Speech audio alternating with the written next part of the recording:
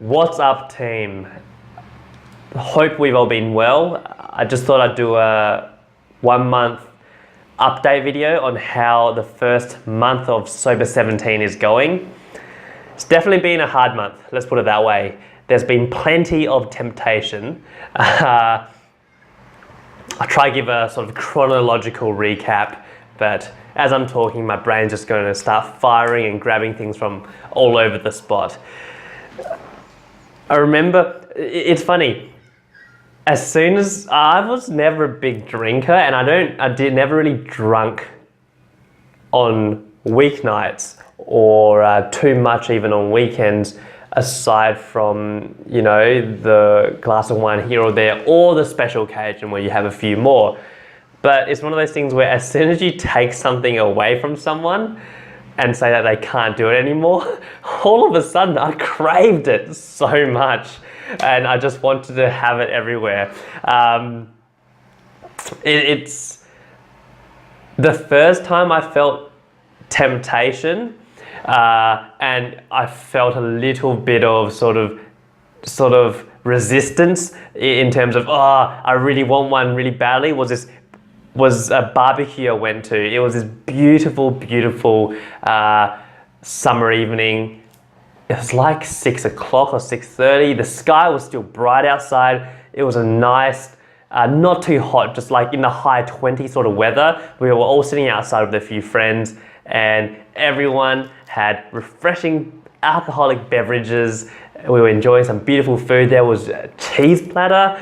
And that was the first time where I found myself, I went and picked up a wine glass. That's how instinctive it had become. And it wasn't until I picked it up I thought, oh Jesus, I'm not allowed to have this. So that was quite difficult, seeing everyone else enjoy something which I love to do so much, as a connection to certain types of food.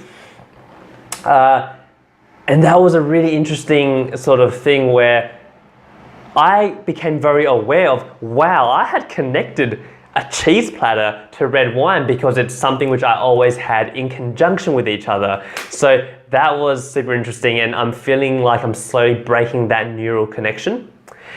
The second time, which was really challenging, was I didn't want to change life too much.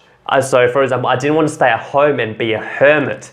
That defeats the whole purpose of this non-drinking thing, this challenge, right? It was meant to be a challenge to sort of reshape the brain and the connections that I've made, as well as to sort of try and overcome a lot of the social pressure and discomfort and all of that. So I decided that I would go bar hopping with my girlfriend because that's something we did as a date night. And I didn't want to take that away because it was fun. As you can imagine, bar hopping means going to bars where people drink, right? You don't really go to a bar unless you're going to go there to have a beverage. And that I found extremely challenging because every bar I went to, it would be so tempting because I love whiskey, I love red wine, right? And those are the things which I love because of the taste. I'm appreciating the taste of those things. So when I went to some bars with extensive collections, I just wanted to try it all. And then when you're in the environment where everyone else is drinking and my girlfriend was enjoying a drink and should try this cocktail and be like, wow, this is so delicious. It was an environment conducive to getting involved and having a drink because everyone looked like they were having so much fun and relaxing. A few things came out of that.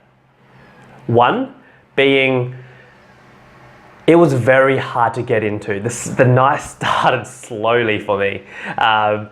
And it was one of those things where I was just slamming down soda waters, and at the start I felt like I was compelled to explain myself to the bartender. I also needed to come up with a more manly way of asking for a soda water. So now I'm asking, can I please have a soda with lime and mint in a tumbler, right? I'm not sure if that's any better, but hey. As the night went on, I found myself sort of hitting this brick wall because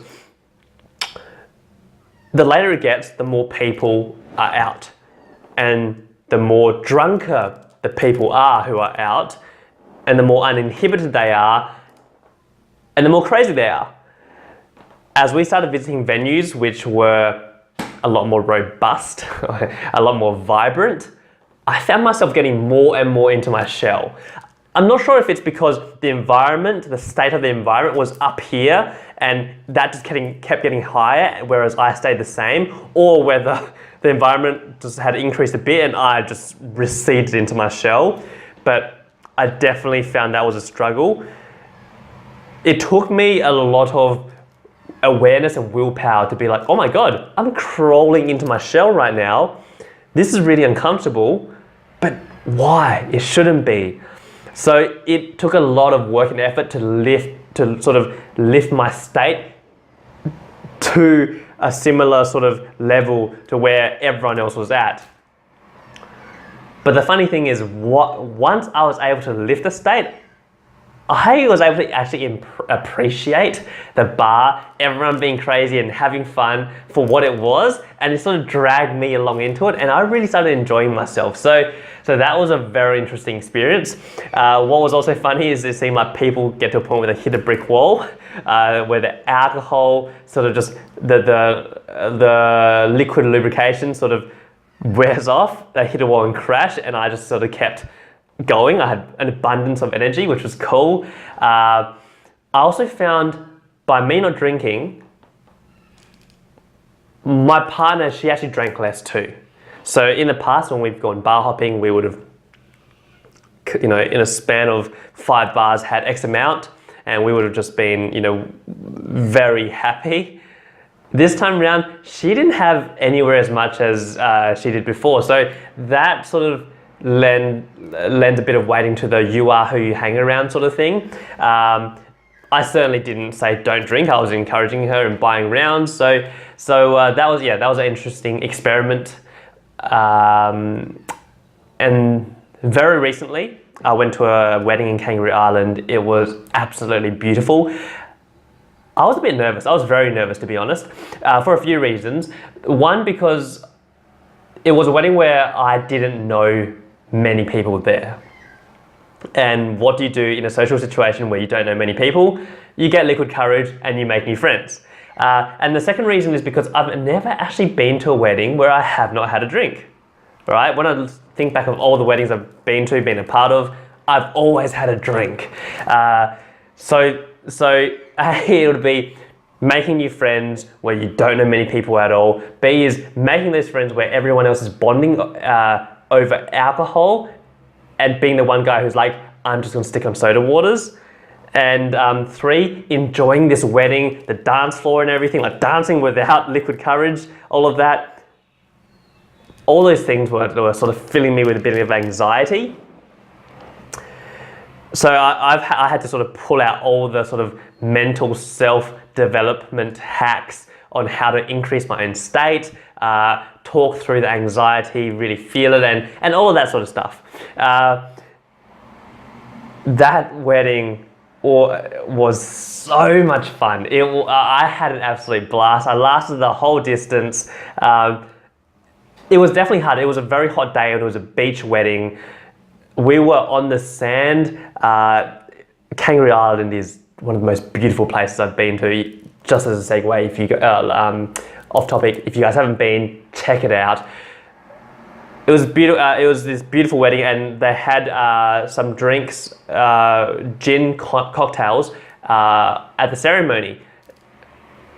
How much more refreshing can you get having an ice cold glass of gin and tonic with all this fancy stuff in it on a beach during a wedding? That is amazing. So I did feel a bit of FOMO, sort of fear of missing out there, but they were the guys at Kiss Gin, Kangaroo Island Spirits, were really lovely, and they made me some non-alcoholic versions of what everyone else was having.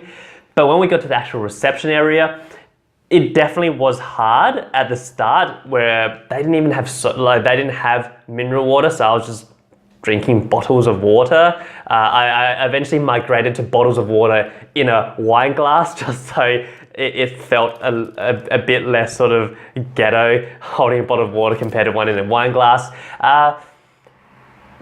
But what was great is I found that the anxiety I felt about how I would be perceived wasn't actually true. Well, not to my knowledge, what I could see anyway, because people were really friendly. So many people were so open, and the environment was so conducive to everyone being so friendly. So I made a lot of new friends there. It was absolutely awesome. They totally supported the non-drinking thing for a year. I didn't get any shit for it, which I thought I would. And I started to be able to really enjoy the night, right? And I wanted to make sure that, hey, as soon as that dance floor starts heating up, I want to be on that D floor with no liquid courage. And that's always been a hard thing for me. And it was so much fun. I did feel a bit awkward at the first, sort of like jerking around, but eventually totally got into it and really was able to enjoy the moment. Zoom out a bit. It's so interesting being at a wedding sober, because there would have been so many people who were in my situation with regards to not knowing many people, and you could just see the people who are slightly feeling a bit awkward, holding the drink in front of them as the barrier, as a protection mechanism. And as the night goes on, you see them coming slowly out of their shell, but the alcohol isn't having as much of an effect as they would like.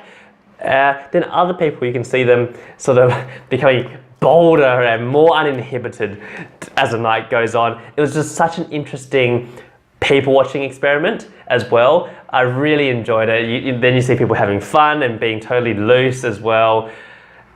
One thing I found so interesting, and I'll wrap this up soon, this video's going on for too long already.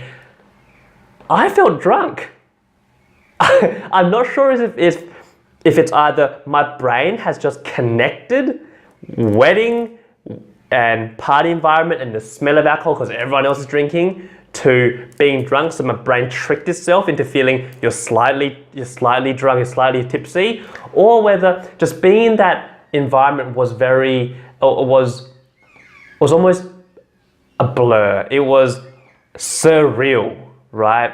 In the evening, everyone's dancing outside. It was such a beautiful, night. Music, we had the ocean in the background, amazing. But I'm not sure if it's that environment which causes the brain to release some sort of chemical which makes it even more surreal and romanticizes a bit. I don't know, but I felt drunk. Just like a little bit, like everything was a blur, but at the same time, I know that I was stone cold sober. So that was really interesting. I'm looking forward to sort of to experiencing that again, and then really being aware of what is causing that. Even the next day I woke up and I thought to myself, I should be saying, oh man, that was such a big night. I'm feeling a bit dusty, but I wasn't. I was feeling absolutely fine. So it could just be a habit and the brain's made this neural association. So yeah, that's my first month's recap. Don't have any huge parties or anything in the following months, but I'm sure things will pop up, social events will pop up, so we'll see how they go.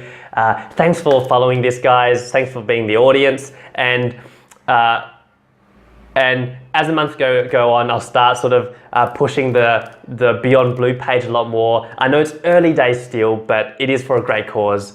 Until next time, peace.